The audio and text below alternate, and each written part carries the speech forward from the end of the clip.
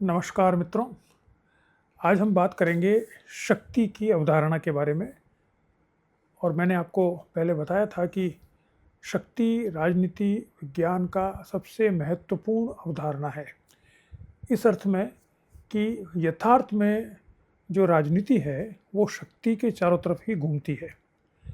आप साधारण व्यक्ति से बात कर लीजिए कि राजनीति का क्या अर्थ है, तो कहेंगे साहब चुनाव जीतना, सरकार में आना, यही राजनीति है। और सरकार में आने का मतलब क्या है? शक्ति आना, आपके पास लेजिटिमेट पावर आए, तब आप उसके लिए राजनीति की जाती है। आप कहीं भी चले जाइए, जो राजनीति में रुचि रखते हैं या जो राजनीतिक कार्यकर्ता होते हैं वो सब एमएलए एमपी बनना चाहते हैं। एमएलए एमपी नहीं बने तो कोई उससे नीचे म्यूनिसिपैलिटी में, गांव में, पंचायत में कहीं न कहीं कोई न कोई पोजीशन चाहते हैं जो कि उनको शक्ति दे सके, पावर दे सके, और जिसका उपयोग वो अपने गांव में, अपने घर में, अपने मोहल्ले में कर सके। तो शक्ति यथार्थ की राजनीति या वास्तविक राजनीति का सबसे महत्वपूर्ण कॉन्सेप्ट है, सबसे महत्वपूर्ण अवधारणा है। इसके बारे में मैंने बात शुरू की थी कि मैकियावेली से हम शुरू करते हैं मूल रूप से शक्ति की अवधारणा के बारे में, क्योंकि उससे पहले केवल थ्रेसिमेकस ने थोड़ा बहुत कहा था ग्रीक सिटी स्टेट में, और बाकी विचारक शक्ति को एक स्वतंत्र इकाई के रूप में अध्ययन नहीं करते हैं। वो शक्ति को हिस्सा मानते हैं, या तो कानून का हिस्सा मानते हैं, या आदर्श राज्य का हिस्सा मानते हैं, या धर्म का, चर्च का हिस्सा मानते हैं। इसलिए शक्ति की एक स्वतंत्र इकाई के रूप में जो अध्ययन है वो मैकियावेली से आरंभ होता है, और उसी से हम इसलिए कहते हैं कि आधुनिक राजनीतिक सिद्धांत का भी आरंभ होता है। मैकियावेली से हमने शुरू की थी, एक वीडियो बनाया था मैंने पहले, जो मैकियावेली से लेकर के और वर्तमान के जो कुछ विचारक हैं, ल्यूक्स तक मेरे ख्याल से बनाया था हमने, जो फूको से पहले के जो विचारक हैं। एक लंबी इतिहास की बात की थी। संक्षेप में मैंने शक्ति की अवधारणा को आपके सामने प्रस्तुत किया। फिर एक पूरा वीडियो बनाया मैंने मैकियावेली पर, क्योंकि मैकियावेली फूको के ऊपर, क्योंकि मिशेल फूको बहुत महत्वपूर्ण विचारक है। उसने आधुनिक समय में बहुत सी अवधारणाओं को बिल्कुल नए तरीके से प्रस्तुत किया है, और इस कारण से हम देखते हैं कि मिशेल फूको की जो शक्ति की अवधारणा है वो बिल्कुल अलग प्रकार की है। इसलिए वो एक पूरा वीडियो मैंने उसके ऊपर बनाया था। उसके बाद जो मैंने सोचा कि अब एक और वीडियो बनाया जाए जो कि फूको के बाद में जो शक्ति के बारे में प्रमुख विचार आए हैं उनके बारे में एक वीडियो बनाया जाए। तो मैं कलेक्ट कर रहा था, जो थोड़ा बहुत पढ़ा हुआ था, थोड़ा और मैं देख रहा था। मैंने कभी इसको देखें कि कैसे बनाया जाए, कौन से विचारक हैं जिनको लिया जाए। तो काफ़ी अध्ययन करने के बाद मैं इस नतीजे पर पहुंचा। करीब कितने हो गए, 1 2 3 4 5, करीब 12 विचारक मैंने चूज़ किए। 12 से ज़्यादा, 12 तो अब हो गए हैं, 12 से ज़्यादा भी हो गए। बहुत से लोगों ने शक्तियों की, शक्ति तो यथार्थ के राजनीतिक जो पक्ष है उसका बहुत महत्वपूर्ण उदाहरण है, इसलिए हर कोई शक्ति के ऊपर कुछ न कुछ नई बात बता रहा है। फिर मैंने देखा कि एक वीडियो में एक साथ इतना बड़ा नहीं आ सकता, क्योंकि उसके लिए 2-2.5 घंटे 3 घंटे चाहिए। तो मैंने देखा कि 2-3 घंटे एक साथ वीडियो को शूट करके मैं अपलोड कर भी दूँ तो आप उसको देख नहीं पाएंगे। मैं विश्वास करता हूँ कि छोटे छोटे वीडियो होने चाहिए, 15-20 मिनट के, थोड़े बहुत ज़्यादा भी हो सकते हैं। उससे क्या है कि कंसंट्रेशन बना रहता है, और आप अगले वीडियो को देख के और दोनों को जोड़कर आप अपना अध्ययन कर सकते हैं। तो जब मैं ये बना रहा था, अध्ययन करके नोट्स बना रहा था, तो मैंने देखा कि इसमें फेमिनिस्ट ने भी बहुत कुछ कहा है, और कुछ विचारक हैं जो मूल रूप से तो नारीवादी है, लेकिन उन्होंने शक्ति को फिर नए तरीके से परिभाषित किया है। तो इस तरह से करीब 16-17 विचारक हो गए। अब मैंने कहा 17-18 विचारक पे अगर 5-5 मिनट में बोले तो कितना हो गया, 2 घंटे हो गए। तो मैंने कहा ये संभव नहीं है, इसलिए ऐसा किया जाए कि पहले तो इसको 2 टुकड़ों में बांटा जाए।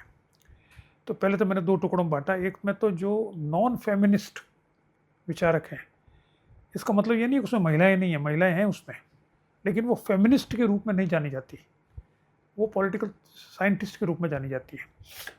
तो एक तरफ तो मैंने लिया है सिर्फ जो दार्शनिक हैं, समाजशास्त्री हैं, इतिहासकार हैं, राजनीतिक विचारक हैं, उन्होंने 1980 के लगभग से उसके बाद में अब 2020 तक राजनीति में शक्ति के बारे में क्या कहा है, वो एक वीडियो जो अभी आप देख रहे हैं उसको बनाने का प्रयास किया है।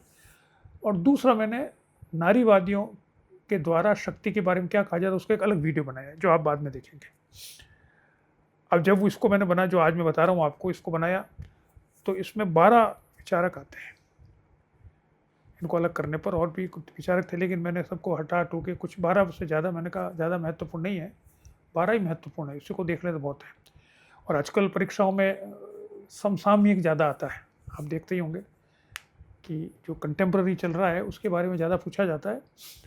और आपको पता भी होना चाहिए, एग्ज़ाम नहीं भी दे रहे हो तो भी अगर आप राजनीति विज्ञान का अध्ययन कर रहे हो, यूपीएससी में या कहीं पर भी आप लिख रहे हो एग्ज़ाम में उत्तर, तो आपको ये नए विचारक आपको पता होना चाहिए। और शक्ति तो एक महत्वपूर्ण अंग सब टॉपिक है ही आपका, जो सारे उसमें आता है परीक्षाओं में। तो ये 12 विचारक हैं जिसके बारे में मैं आपसे बात कर रहा हूँ।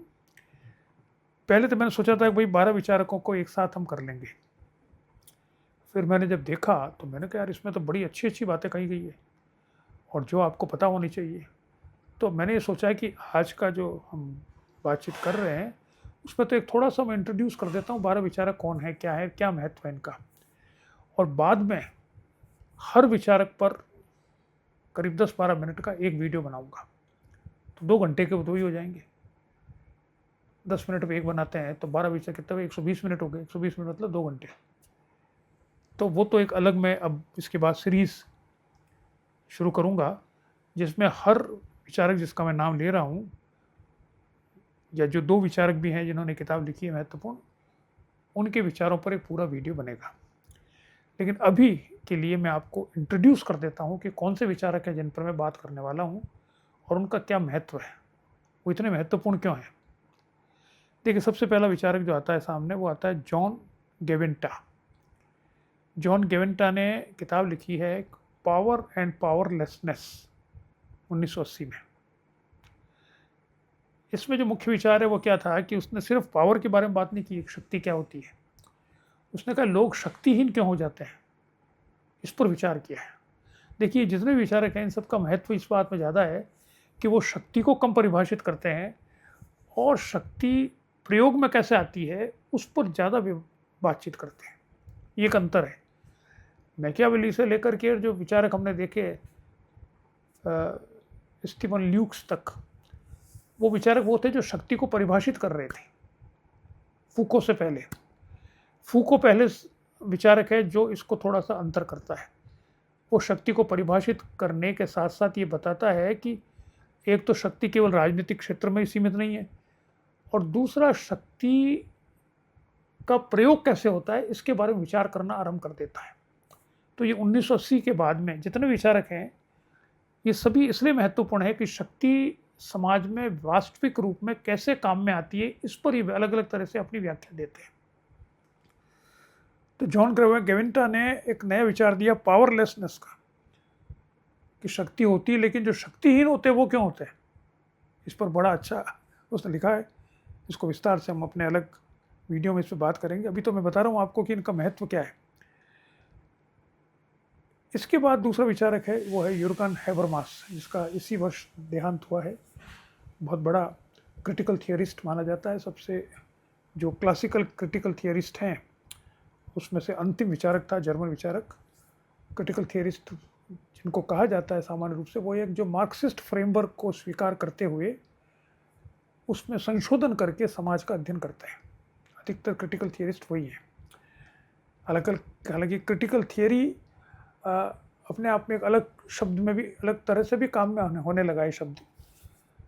ये आरंभ तो हुआ था, ये आप जानते हैं, मार्क्सिस्ट विचारों से, कि मार्क्सिस्ट विचारों से समाज समझा क्यों नहीं जा रहा। तो ये विचार आया कि नहीं, मार्क्सिस्ट विचार तो सही है लेकिन उसको नए जो समाज में परिवर्तन हो रहा है, जो मार्क्स के समय नहीं था और अब हो गया है परिवर्तन और निरंतर हो रहा है, उसमें उन मार्क्सिस्ट विचारों का जो आधारभूत सिद्धांत है उनको स्वीकार करते हुए ये जो परिवर्तन हो रहा है इसका अध्ययन कैसे करें। इससे ये क्रिटिकल थियरी आरंभ होती है, जो फ्रैंकफर्ट स्कूल भी जिसे कहते हैं। फ्रैंकफर्ट में इंस्टीट्यूट ऑफ सोशल साइंस बना था 1928 के करीब। बाद में जर्मनी में जैसे हिटलर वगैरह आए तो वो ये चला गया था अमेरिका में संस्थान। सेकेंड वर्ल्ड वार के बाद में वापस से इसमें आ जाता है। और इसके जो विचारक, इससे संबंधित अधिकतर विचारक हैं, वो सब मार्क्सिस्ट माने जाते हैं मूलतः, लेकिन वो ऑर्थोडॉक्स मार्क्सिस्ट नहीं है जैसे हिटलर, लेनिन और स्टालिन वगैरह थे। यानी ये इम्प्लीमेंट नहीं कर रहे मार्क्सिज्म को, ये मार्क्सिज्म का इम्प्लीमेंटेशन समाज को समझने में कर रहे हैं और उसमें इस कारण से नई नई बातें भी मार्क्सिज्म में डाल रहे हैं। जैसे आप जानते हैं बहुत से विचारक हैं ऐसे, यही यूर्गन हेबरमास इनका सबसे बड़ा विचारक, पहला विचारक, अंतिम विचारक सॉरी, जो इस श्रेणी में आता है। तो हेबरमास ने बहुत सी किताबें लिखी है, 1960 से लिख रहा था ये, अभी देहांत हुआ है 2026 में। और इसने एक किताब, जो 2 किताबें आई हैं इसकी, 2 वॉल्यूम्स आए हैं, थियरी ऑफ कम्युनिकेटिव एक्शन 1981 और 84 में। ये इसकी सबसे महत्वपूर्ण किताब है अपनी इस पावर के सिद्धांत की दृष्टि से। और भी बहुत सी किताबें हैं, उसने बहुत से नए कॉन्सेप्ट दिए हैं, पब्लिक स्फीयर का कॉन्सेप्ट दिया है, उसने डेलिबरेटिव डेमोक्रेसी का कॉन्सेप्ट दिया है, उसने बहुत से कॉन्सेप्ट दिए नए तरीके से दुनिया को कैसे समझा जाए। लेकिन जो शक्ति के बारे में बातचीत है वो किसी एक किताब में नहीं है कि ये इसका टेक्स्ट बुक हो, ये इसका टेक्स्ट ऐसा नहीं है। जैसे रॉबर्ट डाल ने कहा था हु गवर्न्स, तो वो एक टेक्स्ट है भाई, इसमें देख लो आप शक्ति का क्या मतलब है। हेबरमास ऐसा नहीं करता है कि हेबरमास बहुत से नई नई अवधारणा देना है, उसमें शक्ति पर भी बात करता है। और उसमें ये किताबें सबसे महत्वपूर्ण है, थियरी ऑफ कम्युनिकेटिव एक्शन 1981 और 84 में। इसमें कैसे क्या करता है इसके बारे में बाद में बात करेंगे आपसे। तीसरा विचारक इसके बाद आता है, वो 2 विचारकों के द्वारा एक किताब लिखी गई थी, अर्नेस्टो लक्लाउ एवं शेंटल मॉफ। इन्होंने किताब लिखी है हेजेमनी एंड सोशलिस्ट स्ट्रेटेजी 1985। ये जैसा मैंने आपको बताया ये भी मार्क्सिस्ट है और मार्क्स के विचारों को नए तरीके से प्रस्तुत कर रहे हैं अध्ययन करने के लिए। इसमें शेंटल मॉफ अपने आप में एक बड़ी विचारक है, जिसने प्रजातंत्र के बारे में एक नया विचार दिया, रेडिकल डेमोक्रेसी का, वो उसके बारे में अलग हम बात करेंगे कभी। अभी हम बात कर रहे हैं कि शक्ति के बारे में इन्होंने एक नए प्रकार से चीज़ों को प्रस्तुत किया है, जिसके बारे में हम देखेंगे। एक और विचारक है जो समाजशास्त्री है मूल रूप से, पियरे बोर्दियो। इसने बहुत सी किताबें लिखी है। जैसे ये सारे जो विचारक हैं ये एक किताब तो लिखते नहीं, बहुत सी किताबें लिखते हैं और बहुत सी किताबों में ये एक एक अलग अलग प्रकार के विचार भी देते हैं। तो आजकल बड़ा मुश्किल हो गया है किसी विचारक का अध्ययन करना कि वो एक ही तरह के विचार नहीं देता। जैसे कि अब आप लेवियाथन का अध्ययन कर लो, हॉब्स का, तो उसने लेवियाथन लिखी, 1-2 किताब और लिखी हुई, लेकिन मूल रूप से लेवियाथन पढ़ लो बस, आपको समझ में आ जाएगा। उसकी मैकियावेली की प्रिंस पढ़ लो, बात खत्म। रूसो की सोशल कॉन्ट्रैक्ट पढ़ लो, बात खत्म। अब आजकल के जो विचारक हैं ये तो कई तरह की किताबें लिखते हैं और अलग अलग विचार होते हैं इनके। उन सबको कंबाइन करो या तो, और वो एक दूसरे के कॉन्ट्राडिक्टरी भी होते हैं कई बार, या अनरिलेटेड होते हैं। तो आपको जब पढ़ना हो इस विचारक को तो आपको देखना पड़ता है कि के संदर्भ में आप पढ़ रहे हैं। तो अभी हम बात कर रहे हैं पियरे बोर्दो की शक्ति के संदर्भ में। तो उस संदर्भ में जो सबसे बढ़िया किताब इसकी है, जिसने शक्ति के एक नए तरह की व्याख्या की है, वो किताब है लैंग्वेज एंड सिंबॉलिक पावर 1991 में आई। ये जो सिंबॉलिक पावर शब्द है ये इसका क्रिएशन है और इसमें ये नए प्रकार से एक नई अवधारणा देता है शक्ति की, जो सबसे ज़्यादा प्रभावी शक्ति होती है समाज में, आज के समाज में है, वो सिंबॉलिक पावर है। इसके बाद विचारक आता है जियोर्जियो एगम्बेन, इटालियन विचारक है। इसने बड़ा अच्छा एक नया अवधारणा दी। फिर इसी किताब है 1995 में होमो सेसर। बाद में इसने स्टेट ऑफ एक्सेप्शन भी लिखी थी, सन 2000 में शायद। इन्होंने जो एक विचारक है कार्ल श्मिट, जर्मन विचारक था, जिसने लिखी थी the concept of political. Political क्या होता है, तो उसने राजनीति की अलग प्रकार से परिभाषा दी। और दक्षिणपंथियों का बहुत ही लोकप्रिय, दक्षिण पंथ में बहुत लोकप्रिय विचारक है वो। इसने कहा कि उसने जो कहा था वो इसने लागू किया है। उसके आधार पर कार्ल श्मिट ने कहा था कि सॉवरन कौन होता है, संप्रभु कौन होता है। संप्रभु होता है जो तय करता है कि स्टेट ऑफ एक्सेप्शन क्या है, यानी जो कानून बनता है, जो संविधान बनता है, उस संविधान में एक प्रोविज़न होता है। हर संविधान में ऐसा प्रोविज़न होता है जिसे हम इमरजेंसी प्रोविज़न कहते हैं, जो इसलिए होता है कि मान लीजिए, क्योंकि संविधान तो बना है नॉर्मल, जिसे हम कहते हैं ना फिजिक्स में normal pressure and temperature, NPT. भाई सामान्य स्थिति में ये संविधान लागू होगा। अब असामान्य स्थिति आ जाए, जैसे युद्ध हो जाए या समाज के अंदर अनार्की हो जाए, एकदम से इंटरनल रिवोल्ट हो जाए, तो फिर जो संविधान की धाराएं हैं वो लागू नहीं हो सकती। तब आपको उस स्थिति को नियंत्रित करने के लिए जो इमरजेंसी पावर से वो काम में लेनी पड़ती है। जैसे हमारी अभी 1975 में हम जानते हैं इमरजेंसी लगी थी, तो इमरजेंसी पावर संविधान में थी, उसका उपयोग किया गया क्योंकि ऐसी स्थितियां आ गई थी कि आप साधारण नियमों से समाज को नियंत्रित नहीं कर सकते, अराजकता फैल रही है। तो यहाँ पर भी जो श्मिट कह रहा है वो यही कह रहा है कि सॉवरन वो होता है, संप्रभु होता है जो ये तय करता है कि अब ऐसी स्थिति आ गई है कि संविधान की इमरजेंसी पावर का उपयोग किया जाए। ये कौन तय करेगा, ये सॉवरन तय करता है। और इसी को एगमबेन ने अपने होमोसेसर के कॉन्सेप्ट में काम में लिया है, जिसको हम डिटेल में पढ़ेंगे होमोसेसर होता क्या है। ठीक है, ये एक और विचारक है जिसके बारे में बात करेंगे।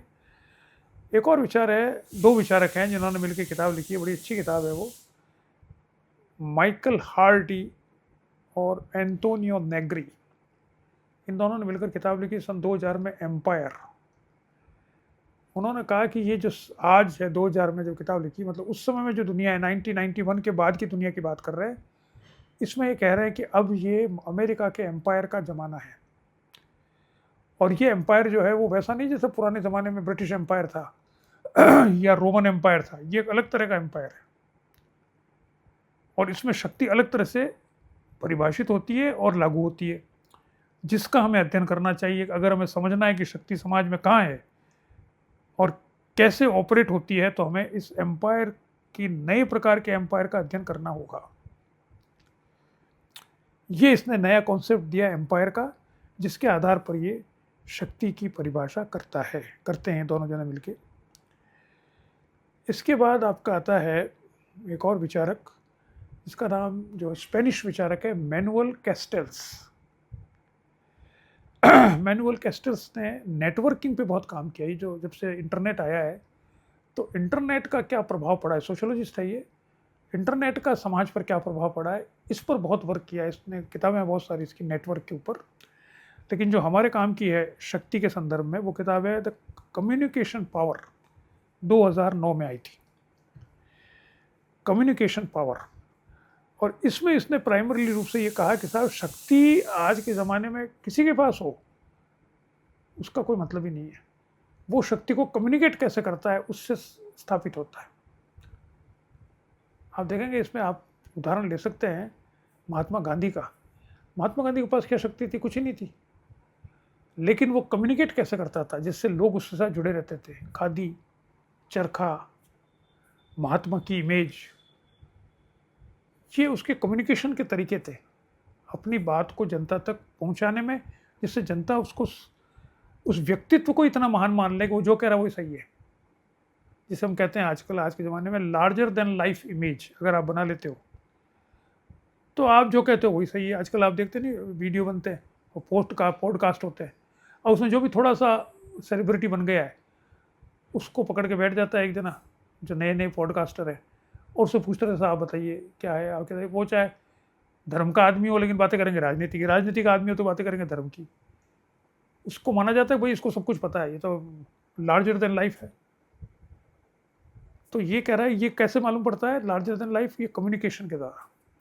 अब देखिए जो कोचिंग सेंटर चला रहे वही बड़े विद्वान हो रहे, उनसे पूछा जा रहा है, आप बताइए साहब धर्म में, बुद्धिज्म में क्या हुआ था फलाना। अरे भाई तुम क्लास में पढ़ा रहे हो यार कोचिंग करके, कोचिंग में जो बुद्धिज्म पढ़ाया जाता है वो कोई बुद्धिस्ट का ज्ञाता थोड़ी होता है। बुद्धिज्म का ज्ञाता तो वो होता नहीं है, थोड़ी बहुत पढ़ के जो कॉमन सेंसिकल, जो सबसे शैलो जो इमेज होती है उसको बताता है, तो ठीक है, एग्ज़ाम के लिए तो ज़रूरी है, उतना ही होता है, लेकिन वो विद्वान नहीं होता। लेकिन वो क्यों होता है? क्योंकि कम्युनिकेशन आप कैसे करते हो उस पर डिपेंड करता है। इस पर बहुत काम किया इसने, और इसकी किताब के आधार पर ये जो अरब स्प्रिंग हुई थी 2011 में, उसमें भी इस पर काम किया हुआ है कि ये कैसे हुई थी, क्या हुआ था, ये कैसे नेटवर्किंग से चला था। अभी हमारे यहाँ भी एक वो क्या कॉकरोच जनता पार्टी का हल्ला मचा था थोड़े दिन, वो भी नेटवर्किंग का ही कमाल था थोड़े दिन तक। हालांकि उसमें इतना दम नहीं था कि वो ज़मीन पे उतर सके, लेकिन जितना दिन चला उतना दिन तो चला ही। एक और विचारक है इसके बाद में, वो है ब्योंग चुल हेन। ये साउथ कोरियन है जो कि अमेरिका में बेस्ड है। इसने एक नई अवधारणा दी है साइको पॉलिटिक्स, और ये मूल रूप से साइको पॉलिटिक्स को अर्थ ये लेता है कि जो न्यू लिबरलिज्म आ गया है, नव उदारवाद, जो कि आज सबसे प्रभावी राजनीतिक दर्शन है दुनिया में, उसका शक्ति की अवधारणा पर क्या प्रभाव पड़ता है और शक्ति उसमें कैसे परिभाषित होती है, नहीं तो उसको वो कहता है साइको पॉलिटिक्स। क्या है ये अवधारणा, पूरा हम देखेंगे इसको। और इसके बाद एक महिला है वेंडी ब्राउन, उसने भी न्यू लिबरलिज्म के ऊपर काम किया है, प्रोफेसर है बहुत बड़ी। उसकी किताब है अनडूइंग द डेमोस, 2015 में आई थी, और वो कहती है कि मूल रूप से पावर जो आज है वो न्यू लिबरल फ्रेमवर्क के अंतर्गत ही काम करती है, और जब तक ये न्यू लिबरल फ्रेमवर्क खत्म नहीं होगा तब तक आप पावर का अगर कोई सकारात्मक पक्ष है तो उसको आप देख नहीं पाओगे। इसको डिटेल में आप देखेंगे आगे। एक और विचारक है एचिल मैम्बे, उसने एक नई अवधारणा दी। उसने किताब आर्टिकल लिखा था 2003 में, नाम था उसका नेक्रोपॉलिटिक्स, जो बाद में 2019 में उसकी किताब है, इसलिए मैंने 2019 में इसको शामिल किया है। पुस्तक आई इसकी नेक्रोपॉलिटिक्स के नाम से। नेक्रोपॉलिटिक्स में ही बताता है कि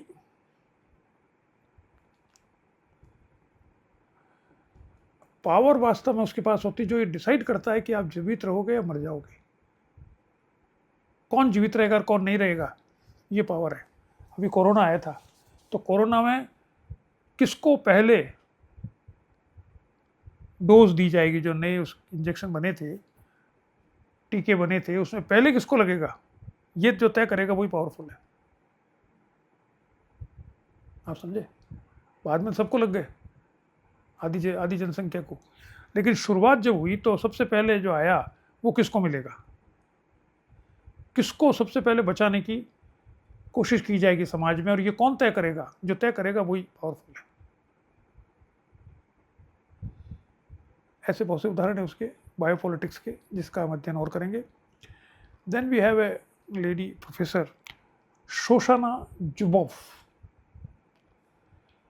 शोशाना जुबोफ ने एक नई अवधारणा दी। फिर एक नए, देखिए जो फिलोसोफर्स होते हैं या पॉलिटिकल थिंकर्स उनको मानते हैं जो घटनाओं को और समाज को और राजनीति को देखकर उसको समझने के लिए एक नई अवधारणा दे। अगर नई अवधारणा देने की कैपेसिटी आपकी नहीं है तो आप एक थिंकर नहीं हो, फिर आप एक इंटरप्रेटर हो, व्याख्या करते रहो।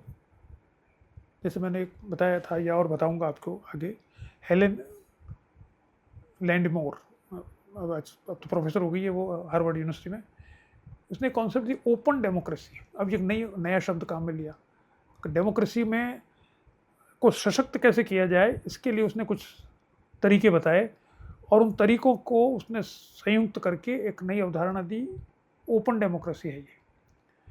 Because she has given this new concept of open democracy, so she is now considered as one of the political thinker. अगर आप कोई नई अवधारणा नहीं देते तो आपको थिंकर नहीं माना जाता, ठीक है।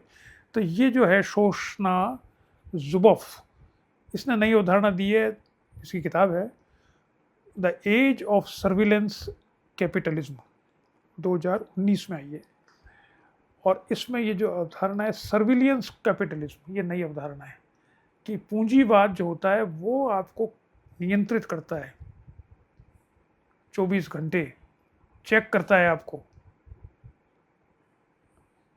कैसे करता है वो बताता है। अब ये 2-3 थिंकर हैं, ये सारे फूको के बाद के हैं। फूको की जो नए तरीके से शक्ति को परिभाषित किया था कि शक्ति है क्या, ये तो महत्वपूर्ण नहीं है इतना, जितना कि शक्ति जो भी है उसका उपयोग कैसे हो रहा है। तो ये सारे विचारक जो अधिकतर ये उसके उपयोग कैसे हो रहा है इस पे विचार कर रहे हैं, न्यू लिबरलिज्म में, कैपिटलिज्म में वगैरह। अंतिम विचारक है थॉमस पिकेटी। इसने भी किताब लिखी है कैपिटल एंड आइडियोलॉजी 2019 में। वैसे तो बहुत सारी किताबें हैं लेकिन ये सबसे यंग है, कैपिटल एंड आइडियोलॉजी। ये कह रहा है कि साहब, ये इकोनॉमिस्ट है प्राइमरली, नॉट पॉलिटिकल साइंटिस्ट। इसने कहा जी पावर के बारे में बात करते समय आपको आर्थिक असमानता पर बात करनी होगी, क्योंकि अंतिम रूप से समाज में शक्ति परिभाषित होती है आर्थिक शक्ति से, और आर्थिक असमानता ही शक्तिहीनता को जन्म देती है। लेकिन ये आर्थिक शक्ति मार्क्स के अनुसार जो शक्ति की आती है उसी को ये स्वीकार नहीं करता। वो तो एक तरीका है कि आप प्रोडक्शन के फोर्सेस को नियंत्रित करो, तो एक तरीका है शक्ति प्राप्त करने का। लेकिन आर्थिक शक्ति प्राप्त करने के और भी बहुत से तरीके हैं, उससे भी आर्थिक शक्ति प्राप्त होती है। आजकल तो आप देख रहे हो इन्फ्लुएंसर से ही हो रही है। वो कौन है, मिस्टर बीस्ट, उसने वीडियो बना के ही करोड़ों डॉलर कमा लिए और अब तो वो कंपनी चला रहा है बहुत बड़ी बड़ी। तो आर्थिक शक्ति ये तो मार्क्स कैसे एक्सप्लेन करेगा उसको। उसने कौन से प्रोडक्शन हाउस पर उस पर नियंत्रण किया, कुछ नहीं किया उसने, तो एक वीडियो बनाया बस। हवा में ही है जो, तो आज इंटरनेट बंद हो जाए तो क्या हो, तो खत्म, जीरो। लेकिन अब तक उसने इतना पैसा बना लिया, उसको कन्वर्ट कर लिया। तो ये कह रहे हैं थॉमस पिकेटी कि अंतिम रूप से आर्थिक शक्ति ही शक्ति होती है, जो राजनीतिक शक्ति को भी बनाती है, बिगाड़ती है, कम करती है, ज़्यादा करती है। तो ये मैंने आपको 12 थिंकर हैं जिसके बारे में आपको संक्षेप में अभी बताया है, इंट्रोड्यूस किया है। अब मेरी कोशिश होगी, अगर संभव हुआ, वैसे संभव होना ही चाहिए, तो मैं इसमें 12 के 12 पर करीब 10-10 मिनट के वीडियो बनाऊंगा, जो 2 घंटे की वीडियो हो जाएगी। तो शक्ति पर 2 घंटे की वीडियो तो यही हो जाएगी आपकी। ठीक है, नमस्कार।